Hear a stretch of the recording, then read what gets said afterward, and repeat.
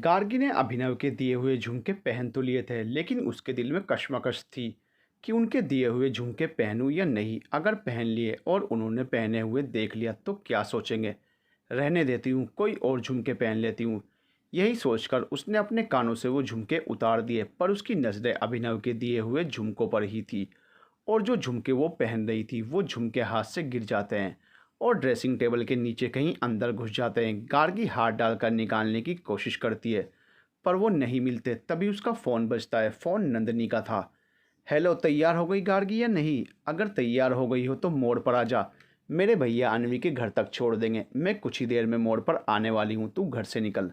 अच्छा ठीक है। और फ़ोन रखकर गार्गी अब अभिनव के दिए हुए झुमके पहनने लगती है और खुद से कहती है, लगता है आज आपके दिए हुए झुमके ही पहनना नसीब में था। और हल्का सा मुस्कुरा देती है और अपने बालों को ऊपर उठाकर पोनीटेल कर लेती है और अपना बैग उठाकर जाने लगती है कि तभी रुक जाती है और लौटकर फिर से शीशे के पास आती है और खुद से ही कहती है, ऐसे तो झुमके सामने से ही दिख रहे हैं, उनको भी दिख जाएंगे।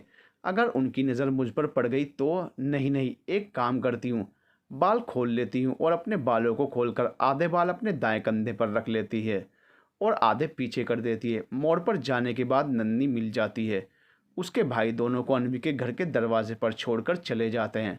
आज गार्गी को अनवी के घर जाने में एक अलग सी झिझक हो रही थी। दिल उसका ज़ोरों से धड़क रहा था। उसके कदम भी धीरे धीरे बढ़ रहे थे। वो अपने होठों में ही बुदबुदाए जा रही थी, कहीं वो मिल ना जाए। गार्गी, इतने धीरे क्यों चल रही हो और क्या बोल रही हो जो सुनाई भी नहीं दे रहा है? चल ही तो रही हूँ और कहाँ कुछ बोल रही हूँ।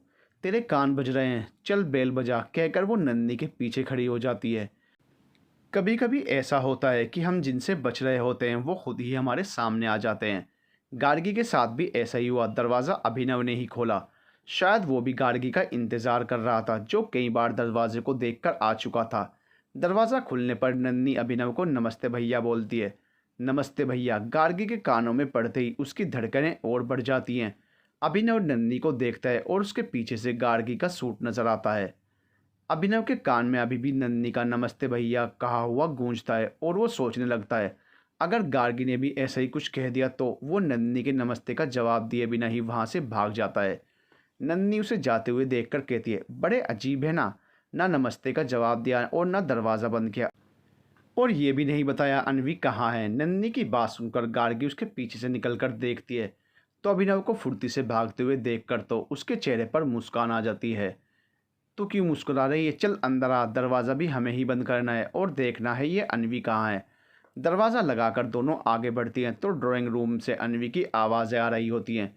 फिर दोनों दबे पाँव आगे बढ़ते हैं। अनवी की मम्मी उन दोनों को आते हुए देखती हैं तो गार्गी चुप रहने का इशारा करती है और धीरे धीरे बढ़कर उसकी आंखों को अपने हाथों से ढक देती है। अनवी खुशी से चिल्लाते हुए, गार्गी, नंदू। गार्गी फिर अपने हाथ हटा देती है और अनवी उसकी ओर पलटती है और अपने सामने गार्गी और नन्ही को देखकर खुश होते हुए दोनों को गले लगा लेती है। तीनों सहेलियां गले मिल लेने के बाद बैठकर अपनी बातें शुरू कर देती हैं। अनवी की मम्मी उन्हें बात करने के लिए अकेले छोड़कर चली जाती हैं। नन्ही, अनवी, तेरे भाई लड़के से डरते हैं या हम लोगों से? पता है, दरवाज़ा उन्होंने खोला और हम लोगों को सामने देखकर ऐसे भागे जैसे उन्होंने हमें नहीं बल्कि कोई भूत देख लिया हो। गार्गी से पूछ, दरवाज़ा भी नहीं बंद किया, वो भी हम ही लगा कर आए हैं। गार्गी, हो सकता है उन्होंने तुझ में ही कोई भूत देख लिया हो इसलिए भाग गए। नंदनी, अच्छा मैडम, तुम भूल रही हो, हम दोनों साथ ही आए हैं, तो देखा भी होगा तो दोनों को देखा होगा। पर भागे होंगे तुमको देखकर, मुझे नहीं देखा था, मैं तेरे पीछे छुपी थी। अनवी, तुम छुपी क्यों थी? अरे मेरे कहने का मतलब है, मैं इसके पीछे खड़ी थी, बेल इसने ही बजाई थी। मैं तो अपने फ़ोन में कुछ इम्पोर्टेंट देख रही थी। ओह अच्छा, मैं भी सोचूं तू क्यों छुपने लगी भैया से। भला क्यों छुपने लगी, तू भी पागल है क्या? अभिनव अपने कमरे में आकर ये सभी क्या होने वाला था। अगर सामने गार्गी पड़ती और वो ये बोल देती तो क्या होता मेरा? अभी तो मेरा घर बसने से पहले ही उजड़ जाता। बच गया, उससे मिलने से पहले ही भाग लिया वहाँ से। पर वो अपनी सहेली के पीछे क्यों छुपी थी? हो सकता है उसने सोचा हो दरवाज़ा अनवी खोलने वाली हो, इसलिए छिपकर सरप्राइज़ करना चाहती हो। पर अब मैं कैसे पता करूं कि वो भी मेरे बारे में कुछ सोच रही है या नहीं? और बिस्तर पर लेटकर सोचने लगता है। कुछ सोच अभिनव। एक मिनट, अगर उसे भैया ही कहना होता तो वो उस दिन बाज़ार में मिली थी तब कह देती। पर उसने ऐसा कुछ नहीं कहा। शॉप पर साड़ी देखते हुए भी उसने मुझे अभी कहा था। खुश होते हुए, हाँ वो भी कुछ तो फील कर रही है। अब तो बस एक मौका चाहिए उससे बात करने का।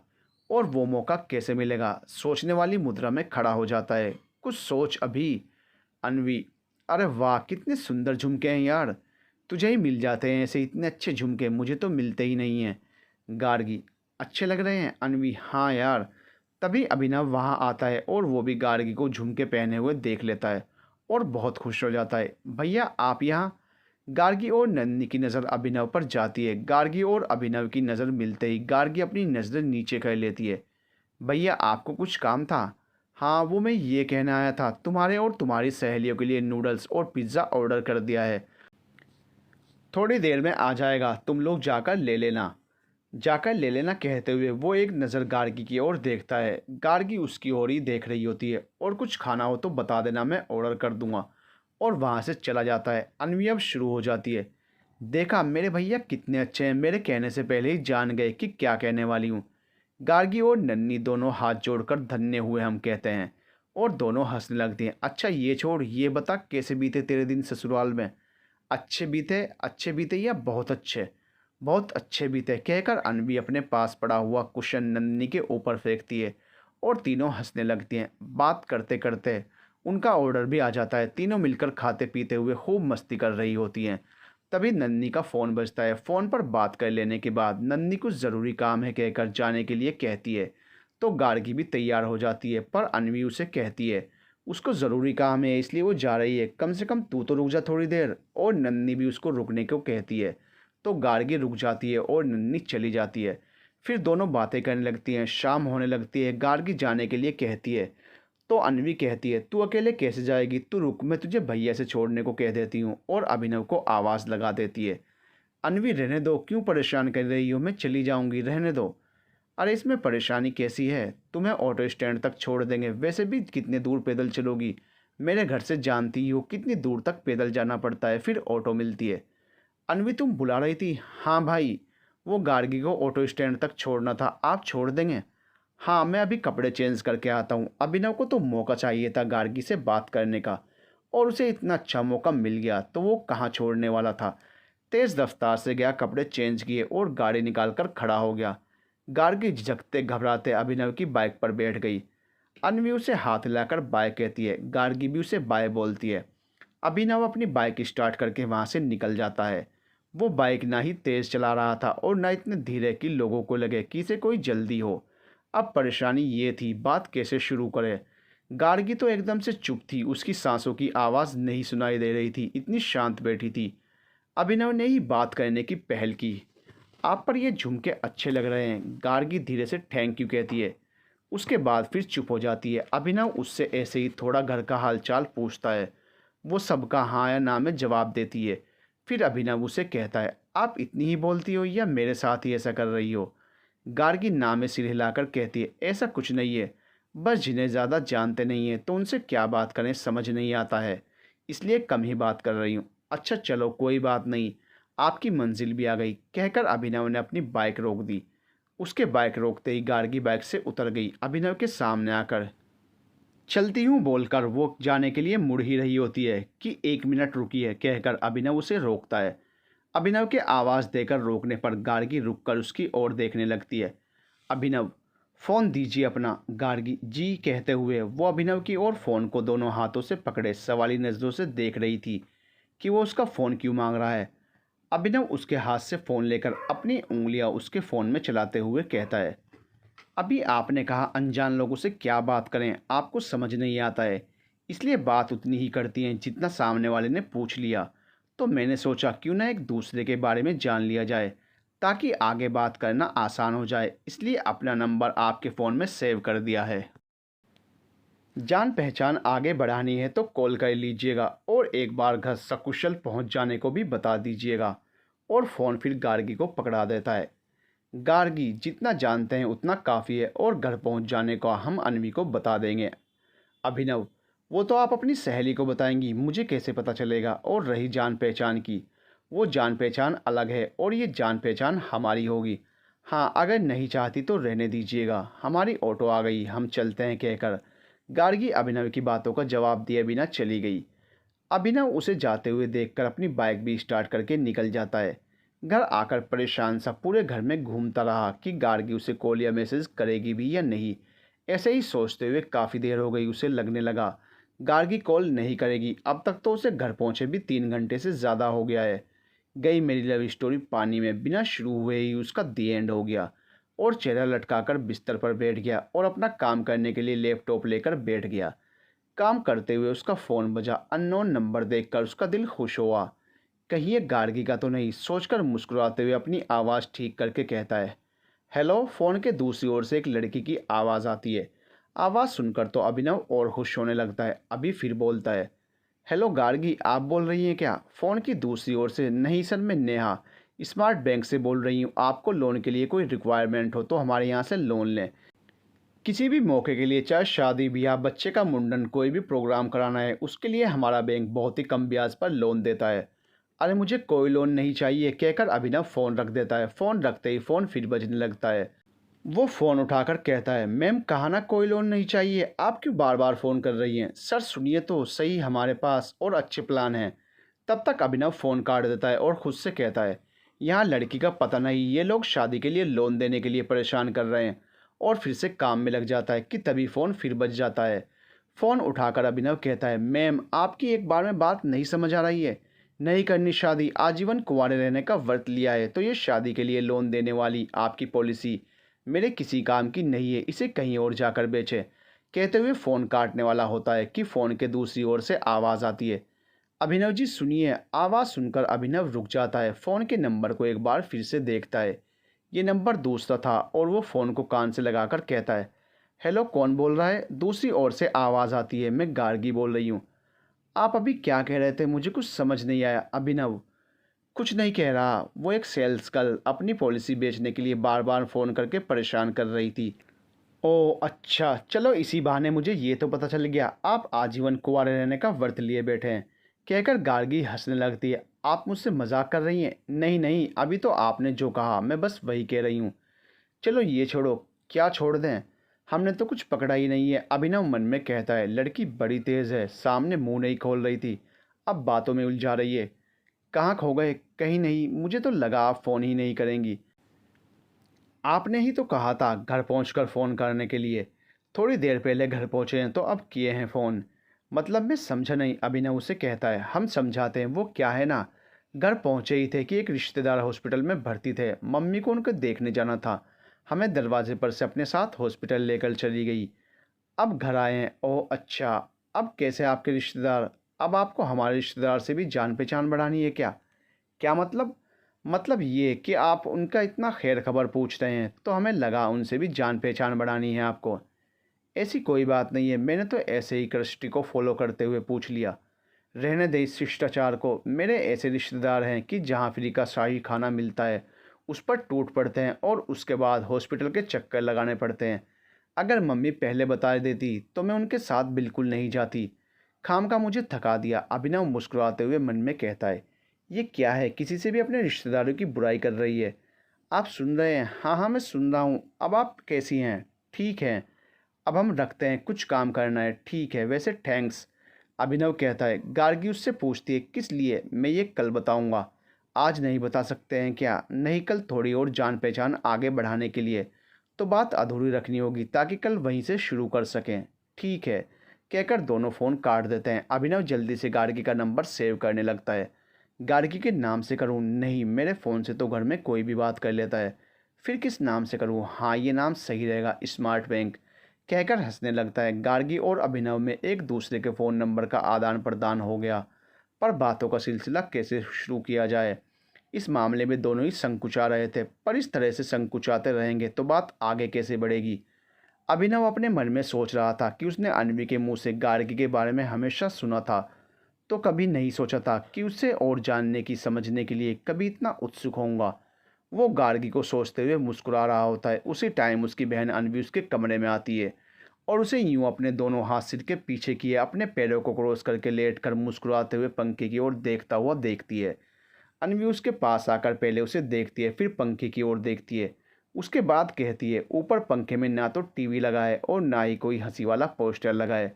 फिर भाई आप ऊपर पंखे की ओर देखकर क्यों मुस्कुरा रहे हैं? अन्वी की आवाज़ से अभिनव अपने ख्यालों की दुनिया से बाहर आता है और झट से बैठते हुए कहता है, तुम कब आई और क्या कहा मैंने सुना नहीं। अन्वी, पहले आप ये बताइए आप कहाँ खोए थे जो मेरे आने का पता नहीं चला और मेरी बात भी नहीं सुनी? किसके बारे में सोचकर यूँ मंद मंद मुस्कुरा रहे थे बताएं? अभिनव सकपकाते हुए बिस्तर से उठकर अपने स्टडी टेबल के पास आकर वहाँ रखी फाइलों को समेटते हुए कहता है, किसी के बारे में तो नहीं, मैं तो बस ऐसे ही लेटा हुआ था। अब अपना काम करने जा रहा हूँ। तो क्यों आई है, कुछ काम था? अन्वी उसके पास आकर खड़े होकर कहती है, नहीं काम तो कुछ नहीं था, मैं तो बस चार्जर लेने आई थी आपका। अच्छा तो ये ले चार्जर। अभिनव झट से मेज पर रखे चार्जर को उठाकर उसे दे देता है। अन्वी चार्जर लेकर वहाँ से चली जाती है। जाते हुए एक बार मुड़कर देखती है। अभिनव एक लंबी सी राहत की सांस लेकर छोड़ता है। उसी समय अन्वी को अपनी ओर देखता पाकर मुस्कुरा देता है। अन्वी भी मुस्कुराकर वहाँ से चली जाती है, पर अपने भाई की इन अजीब हरकतों को देखकर सोचने लगती है, भाई इतना अजीब बिहेव क्यों कर रहे थे? ऐसा क्यों लग रहा है जैसे वो कुछ छुपा रहे थे? अगले दिन अभिनव ने नाश्ता करते हुए गार्गी को गुड मॉर्निंग का मैसेज सेंड किया। उसके कुछ देर बाद गार्गी ने उसके मैसेज का रिप्लाई किया।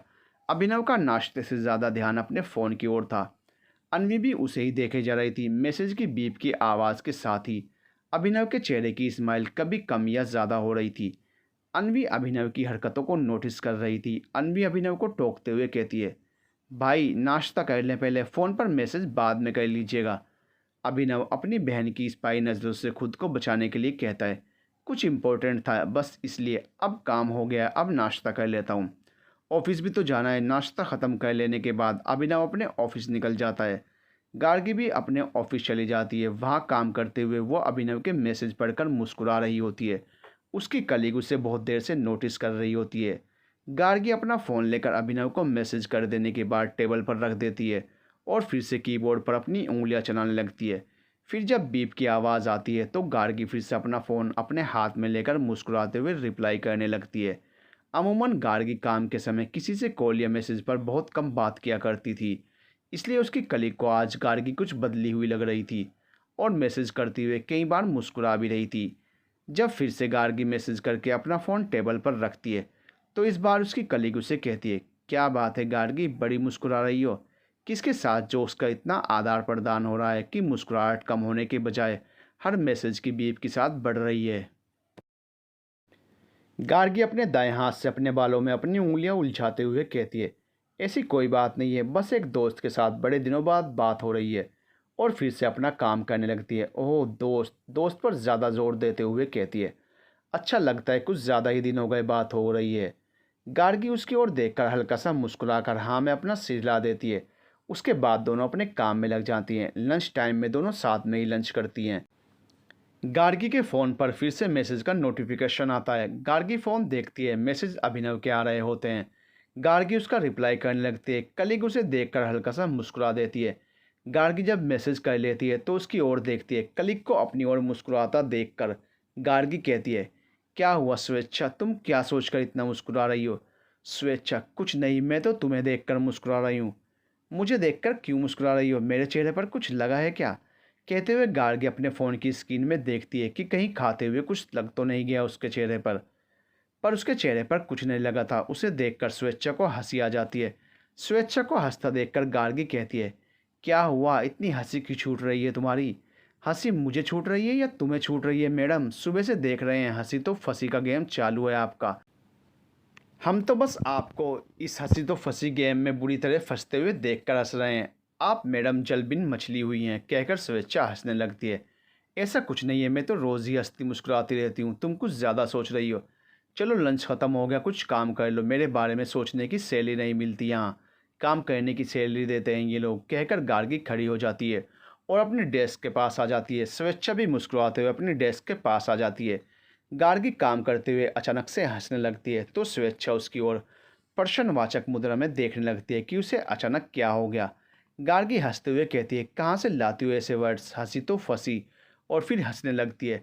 स्वेच्छा भी हंस देती है। उसके बाद कहती है, गार्गी बताना, वो कोई लड़का है ना जिसे तू सुबह से ही मैसेज से बात कर रही है? तेरा बॉयफ्रेंड है ना? धत, ऐसा कुछ नहीं है। हाँ वो लड़का है जिसे सुबह से बात कर रही हूँ। पर मेरा बॉयफ्रेंड नहीं है वो। हम तो बस ऐसे ही थोड़ी जान पहचान बढ़ा रहे हैं। पसंद है तुझे मतलब बॉयफ्रेंड बनना है, इसलिए तो एक दूसरे को जान रहे हो। बॉयफ्रेंड का नाम सुनते ही गार्गी को घबराहट सी होने लगी। उसने तो ऐसा कुछ भी नहीं सोचा था अभी तक। उसे तो ये ही समझ नहीं आ रहा था कि उसने अभिनव से इतनी सहजता से बात करना कैसे शुरू कर दिया था। स्वेच्छा उससे आगे कुछ पूछती उससे पहले ही गार्गी बात बदलते हुए कहने लगती है, इस बारे में बाद में बात करते हैं, पहले काम खत्म कर लेते हैं, नहीं तो बॉस से डांट पड़ जाएगी। स्वेच्छा हाँ में सिर हिलाते हुए कहती है, हाँ सही कह रही हो, इस बारे में तो कभी भी बात कर सकते हैं, पहले काम कर लें। गार्गी काम तो कर रही थी पर उसके दिल में अजीब सी हलचल हो रही थी। इस बारे में वो नंदनी और अनवी दोनों से बात नहीं कर सकती थी। उसे समझ ही नहीं आ रहा था उसे क्या आगे भी अभिनव से बात करनी चाहिए। प्यार हो जाने पर इंसान एक नई दुनिया में चला जाता है। चारों तरफ का मौसम बेहद हसीन लगने लगता है। चलते चलते रास्ते में कहीं आईना नजर आ जाए तो रुककर अपने ही अक्स को देखकर चेहरे पर एक लंबी मुस्कुराहट आ जाती है। अपनी खूबसूरती को खुद की निगाहों से देखकर हम ऐसे शर्मा जाते हैं जैसे हमने खुद को नहीं देखा बल्कि हमारे प्रेमी ने हमें देखा हो। यही हाल आजकल गार्गी और अभिनव का था। दोनों का पहला पहला प्यार हुआ था। चेहरे पर मुस्कुराहट हमेशा बनी रहती थी। एक दूसरे से बात करने की बेचैनी हमेशा लगी रहती थी। मौका जब मिलता दोनों घंटों एक दूसरे से बात करते थे। पर ज़िंदगी इतनी सीधी थोड़ी चलती है। एक स्पीड ब्रेकर आ गया दोनों की लाइफ में। गार्गी अपने कमरे में जा रही थी कि अपने मम्मी पापा के रूम से बात करते हुए अपना नाम सुनकर कमरे के बाहर रुककर उनकी बातें सुन लेती है। उसके पापा उसकी मम्मी से कह रहे होते हैं कि 2 दिन बाद उन्होंने एक लड़के वाले को घर बुलाया है गार्गी को देखने के लिए। सब कुछ पक्का ही है, बस लड़का लड़की एक दूसरे को पसंद कर लें तो उसी दिन रोका भी कर दिया जाएगा। ये सब सुनने के बाद गार्गी अपने कमरे में आकर बैठकर रोने लगती है। उसे कुछ सूझ नहीं रहा होता कि वो क्या करे अब। प्यार करने के लिए हिम्मत नहीं लगती है लेकिन उसे अपने परिवार में बताने में हिम्मत चाहिए होती है। और इस टाइम गार्गी के पास हिम्मत बिल्कुल नहीं थी। घबराई सी बस रोए जा रही होती है। तभी अभिनव का फ़ोन आ जाता है। रोने की सुध में उसे पहले पता नहीं चलता। दूसरी रिंग पर फ़ोन पर नज़र जाती है। स्क्रीन पर अभिनव का नाम देखकर और रोने लगती है। फ़ोन उठाकर भी रोई जा रही थी। अभिनव उसे रोता हुआ सुनकर घबरा जाता है और उसे चुप कराते हुए कहता है, क्या हुआ गार्गी, आप रो क्यों नहीं हैं? गार्गी रोते हुए कहती है, सब खत्म हो गया। क्या ख़त्म हो गया? गार्गी पहले आप रोना बंद कीजिए और साफ साफ बताइए क्या हुआ आपको। अब कुछ नहीं हो सकता, मैं बोल ही नहीं पाऊंगी, सब खत्म हो गया है। आप इसे घुमाकर क्या कह रही हैं? मेरी कुछ समझ में नहीं आ रहा है। साफ साफ कहें गार्गी, मुझे टेंशन हो रही है आपकी। अभिनव उसके इस तरह से रोते हुए सुनकर घबराहट और चिंता से कहता है, पहले आप रोना बंद कीजिए फिर अपनी पूरी बात बताइए। अभिनव उसे शांति से समझाते हुए कहता है, वो पापा ने मेरा रिश्ता कहीं पक्का कर दिया है। 2 दिन बाद लड़का देखने आएगा। आई एम सॉरी, मैं घर पर हमारे बारे में नहीं बता पाऊंगी, मुझे माफ़ करें। और फ़ोन काट कर रोने लगती है। अभिनव कुछ बोलता उससे पहले ही फ़ोन कट जाने पर वो फिर से गार्गी को फ़ोन करता है पर गार्गी फ़ोन नहीं उठाती है। अभिनव गुस्से से फ़ोन फेंक कर अपना सिर पकड़कर बैठ जाता है और गुस्से से कहता है, फ़ोन उठाओगी तभी तो मैं कोई सॉल्यूशन निकालूंगा। वो भी टेंशन में अपने कमरे में यहाँ से वहाँ चक्कर लगाने लगता है। मुझे ही कुछ करना होगा, वो भी जल्दी। अपने कमरे से निकलकर वह अपने पेरेंट्स के कमरे के दरवाजे पर खड़ा हो जाता है। अंदर कमरे में जाने पर उसे झिझक लग रही थी, अंदर जाकर कैसे बात करे।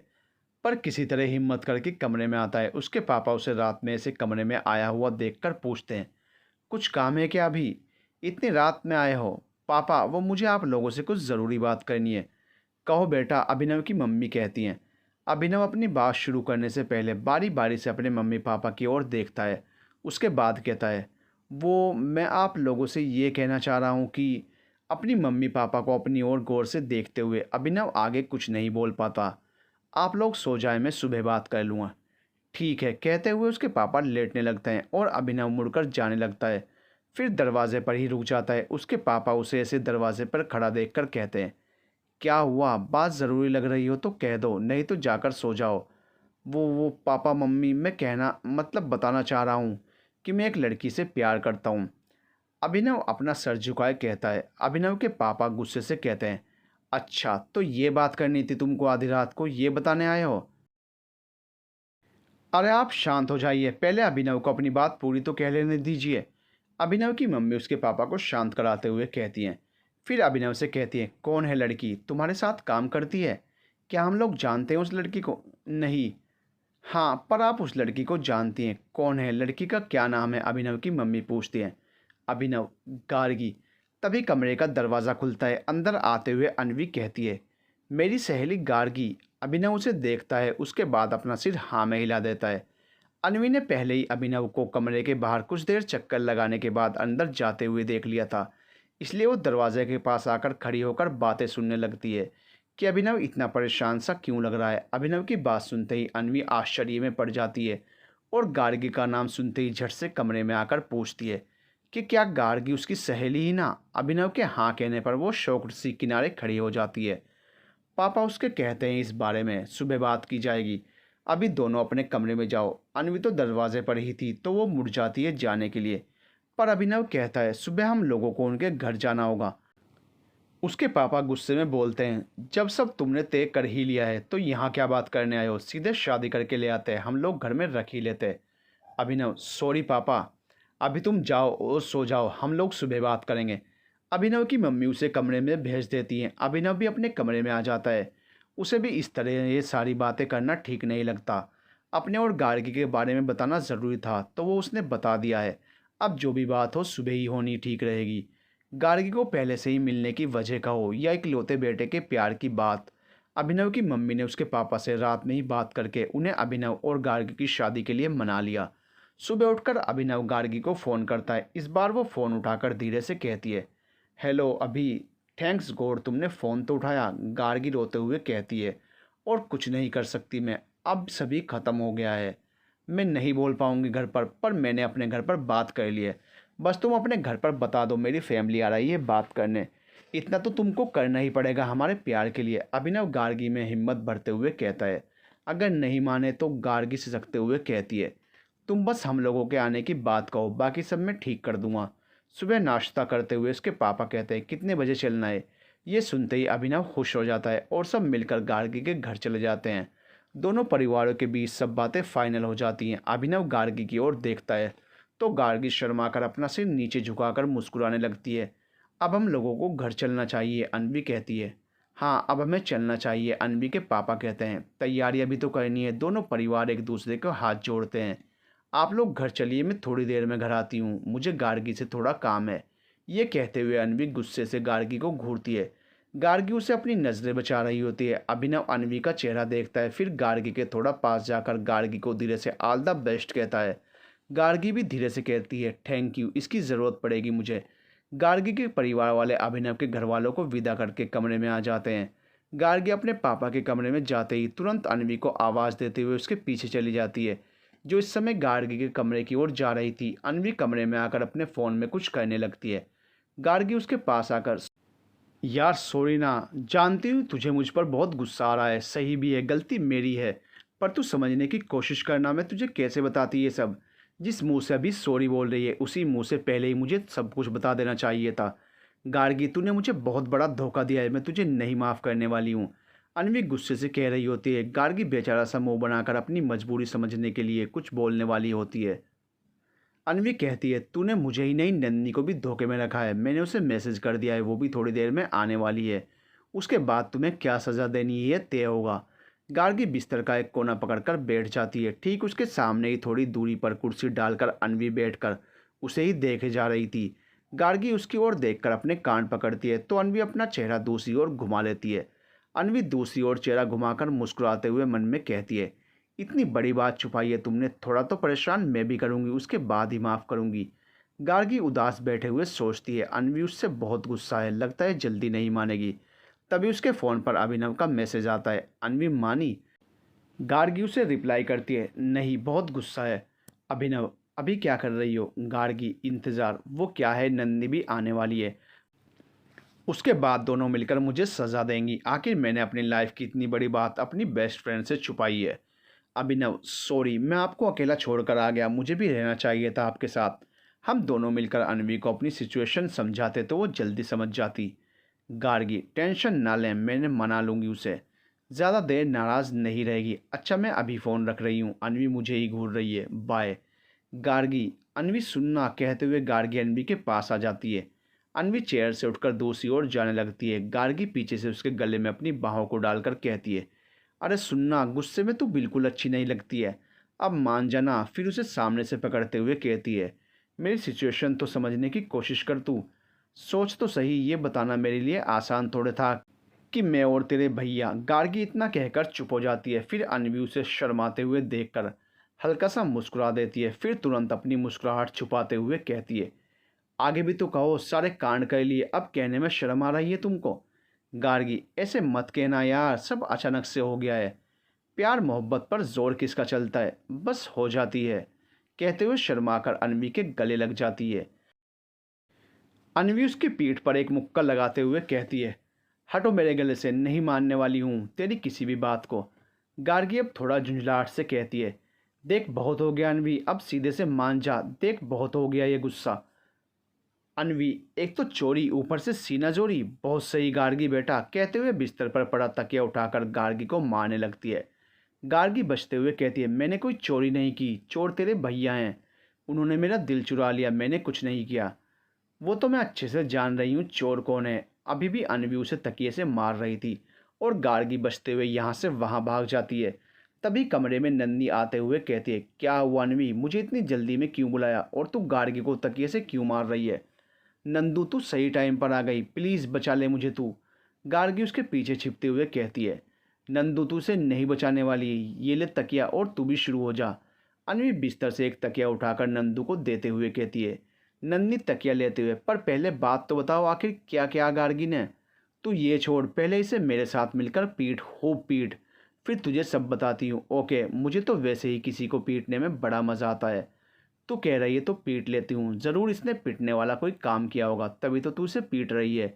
गार्गी की ओर देखकर नंदी कहती है। गार्गी उसे घूरते हुए कहती है, नंदू की बच्ची, और उसकी ओर झपटती है कि नंदू अपना तकिया उसी पर चला देती है। अनवी भी उसे मारने लगती है। गार्गी यहाँ से वहाँ भाग रही होती है। फिर दोनों मिलकर गार्गी को बिस्तर पर गिरा देती हैं और फिर मिलकर मारने लगती हैं। गार्गी मिमियाते हुए, यार रहम करो दोनों, मुझ पर गलती हो गई, आगे से कभी ऐसा कुछ नहीं होगा, प्लीज़ मुझे छोड़ दो। अरे कोई तो मुझे बचाओ। कोई नहीं बचाएगा तुझे, अनवी कहती है और एक तकिया खींचकर मारती है। गार्गी अपना चेहरा छुपाए कहती है, कुछ तो रहम कर लो, तेरी इकलौती भाभी बनने जा रही हूँ, मुझ पर न सही अपने भाई पर ही कर लो, आज कोई रहम नहीं। कहते हुए एक तकिया खींचकर मारते हुए अनवी हाफते हुए उसके बगल में गिर जाती है। सही कह रही अनवी, एक मिनट, क्या कहा गार्गी तूने अभी। भाभी, नन्ही विस्मृत निगाहों से कभी गार्गी को तो कभी अनवी को देखती है। अनवी और गार्गी दोनों एक दूसरे को देखकर हंसने लगती हैं। नन्ही को कुछ समझ नहीं आ रहा था कि दोनों हंस क्यों रही है। अरे तुम दोनों ऐसे ही हंसती रहोगी या मुझे भी बताओगी आखिर कैसे गार्गी तेरी भाभी हो गई। अनवी बैठते हुए कहती है, ये तो यही बताएगी कब शुरू हुआ इसका और तेरे भाई का प्रेम कांड।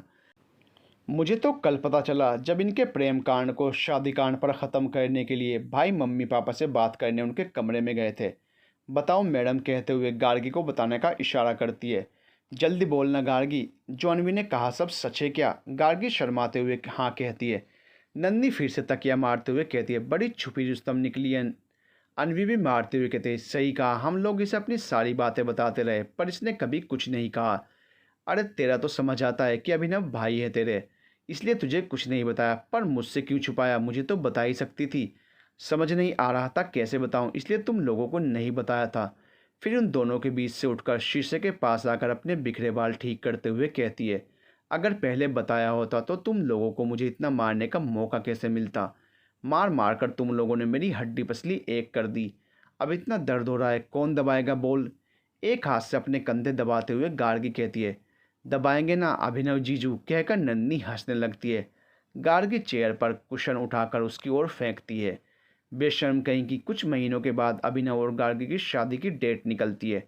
आज अभिनव और गार्गी की शादी हुई है। शादी की सारी रस्में हो जाने के बाद सब गार्गी और अभिनव को घेर कर बैठे हैं उनकी लव स्टोरी सुनने के लिए। बिन्नी भाभी अभिनव को छेड़ते हुए कहती हैं, अभिनव देवर जी, जब मैंने आपसे पूछा था तब तो आपने कहा था कोई मुलाकात नहीं हुई आपकी गार्गी से, तो बिना मुलाकात के ये सिलसिला शुरू कैसे हुआ।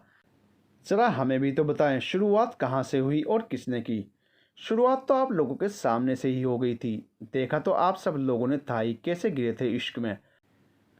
हाँ बस पता थोड़े दिनों बाद चला था, अभिनव मुस्कुराते हुए कहता है। उसके बाद सब अभिनव को गार्गी को उन लोगों के सामने प्रपोज करने और एक किस करने के लिए कहते हैं। अभिनव एक बार गार्गी की ओर देखता है, वो नाम में अपना सिर हिलाती है। अच्छा अच्छा, आप सब शांत हो जाओ, आप लोग जो कह रहे हैं वो मैं करने के लिए तैयार हूँ, पर सिर्फ प्रपोज करूँगा कि सबके सामने दोबारा नहीं करने वाला हूँ। दोबारा? पहले कब किया था? बिन्नी भाभी पूछती हैं। वो मैं नहीं बताने वाला। हाँ, पर थोड़ा सा हिंट दे देता हूँ, आपने जो वीडियो भेजी थी उसी में मिलेगा आपको। बिन्नी भाभी अपने फ़ोन में वीडियो खोजने लगती हैं, सब उनको ही घेर कर खड़े हो जाते हैं। अभिनव गार्गी को धीरे से इशारा करके वहाँ से निकलने लगता है। गार्गी धीरे से कहती है, सब क्या सोचेंगे? अभिनव भी धीरे से कहता है, वीडियो मिल जाने के बाद ये लोग नहीं छोड़ने वाले हैं। अगर आप चाह रही हो कि मैं इन लोगों के सामने किस करूं तो फिर नहीं चलते हैं यहाँ से। गार्गी घबराते हुए, नहीं ऐसा कुछ नहीं करने वाले हैं। तो चलो फिर। अभिनव अपना हाथ आगे बढ़ा देता है, गार्गी उसका हाथ थाम लेती है। दोनों चुपके से वहाँ से भाग जाते हैं। मिल गई वीडियो कहकर सब दोनों की ओर देखते हैं, तो वहाँ से दोनों को लापता देखकर कहाँ भाग गए दोनों, अनवी हंसते हुए कहती है। अच्छा उल्लू बनाया भैया ने, दोनों उड़ गए, अब तो वीडियो से ही काम चलाइए बिन्नी भाभी। दोनों भागकर छत पर आ जाते हैं। गार्गी एक लंबी सांस भरती है, अभिनव उसकी ओर बढ़ता है तो गार्गी शर्माते हुए अपनी हथेली से चेहरा छुपा लेती है। अरे इतना हसीन चेहरा छुपाने के लिए थोड़ा ही न दिया है भगवान जी ने, कहते हुए उसके हाथों को चेहरे पर से हटाता है। गार्गी नीचे पलके झुकाए खड़ी है। अभिनव उसका चेहरा ऊपर उठाकर कहता है, निगाहें तो मिलाओ। गार्गी अपनी पलकें उठाकर देखती है। दोनों एक दूसरे की निगाहों में खो जाते हैं।